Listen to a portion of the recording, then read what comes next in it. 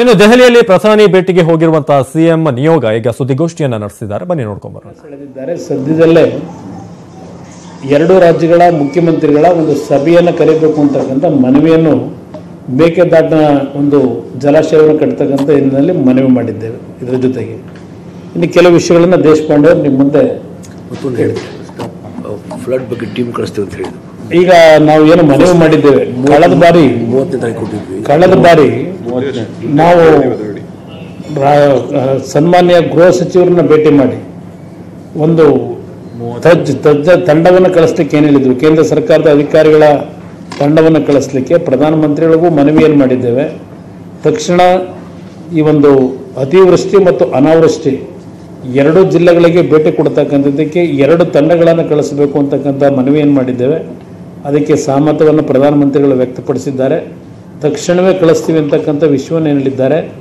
ಮೊದಲನೇ ಹಂತದಲ್ಲಿ ಇವತ್ತು ಸುಮಾರು 8,000 ಕೋಟಿ ರೂಪಾಯಿಗಳ ಕ್ರಾಪ್ ಲಾಸ್ ಏನಾಗಿದೆ.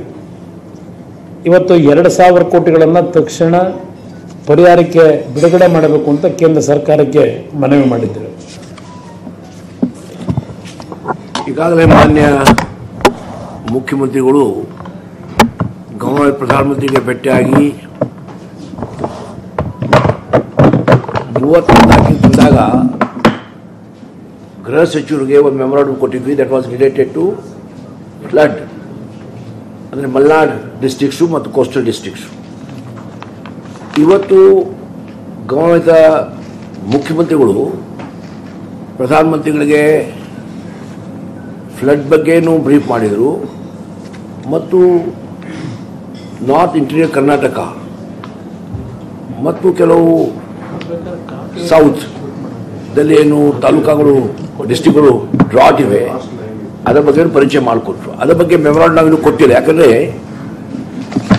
ಒಂದು ತಾಲೂಕಾ ಡ್ರಾಟ್ ಅಂತ ಡಿಕ್ಲೇರ್ ಮಾಡಬೇಕಾದ್ರೆ ಕೇಂದ್ರ ಸರ್ಕಾರದ 2016 ಗೈಡ್ಲೈನ್ಸ್ ಪ್ರಕಾರ ಕೆಲವು ಗೈಡ್ಲೈನ್ಸ್